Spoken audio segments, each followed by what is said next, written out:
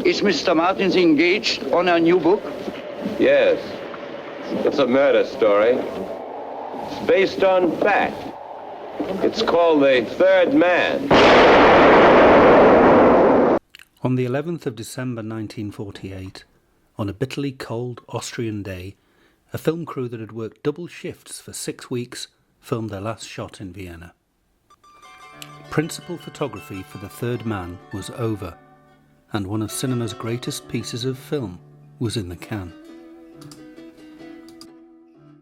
When it was released 9 months later, it became the most successful film that year at the British box office, and some 73 years later is rightly acknowledged as a cinematic masterpiece.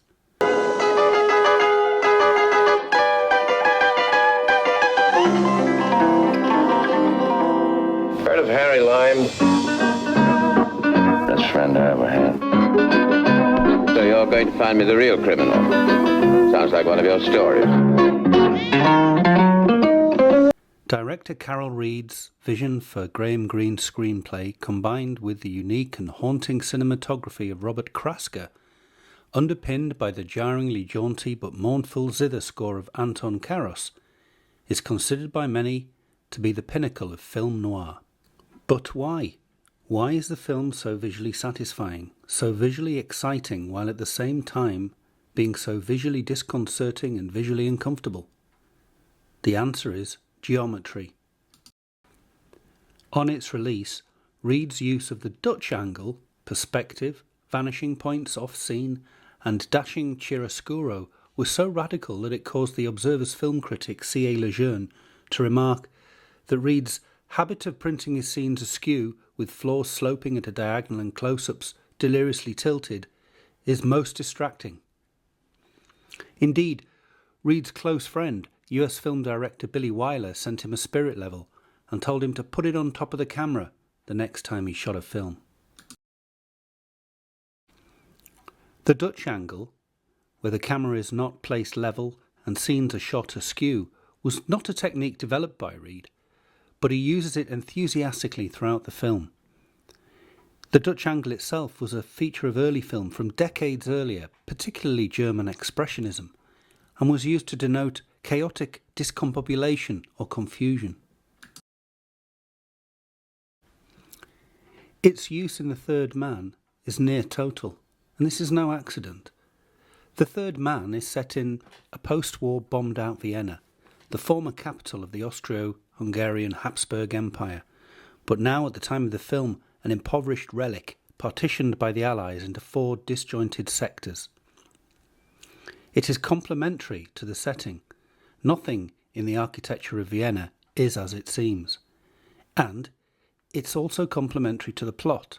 This hollowed-out shell of the city is the backdrop to a plot of betrayal, racketeering, moral fluidity, and unrequited love. Nothing in the compelling plot is as it seems either. Reed uses the Dutch angle in almost every scene, featuring the immoral antagonist Harry Lime, played by Orson Welles, a striking visual reminder of Lime's precarious moral ambiguity. The few times we are treated to level shots are those reserved by our naif and hero Holly Martins, Lime's childhood friend, lured to Vienna by Lime on a pretense, only to discover Lime has faked his own death to avoid arrest for racketeering. As Martin's world is gradually shattered, and he is sucked into the Viennese black market underbelly, he too is shot in the same way as Lime. But Reed and Krasker go further. With persistent use of chiaroscuro, the deep contrast of strong lighting to create shadow, we see the story's underpinning theme of amorality played out through shadow. In some shots we see only the shadow of a character, symbolising both their literal and figurative persona in a scene. And in respect of Lime in the famous sewer chase scenes, it's hard not to view this as a shade or ghost in the fullest sense of the underworld, with the Lime that Martins knew as a child long since dead.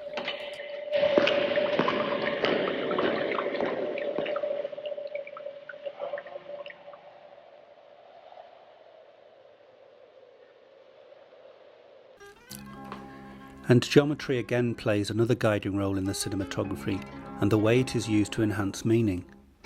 We are rarely treated to symmetry, and we're almost exclusively visually assailed with lines of perspective that end off-screen, reinforcing the feeling that there is more beyond what we understand or have yet to be shown by the unfolding plot.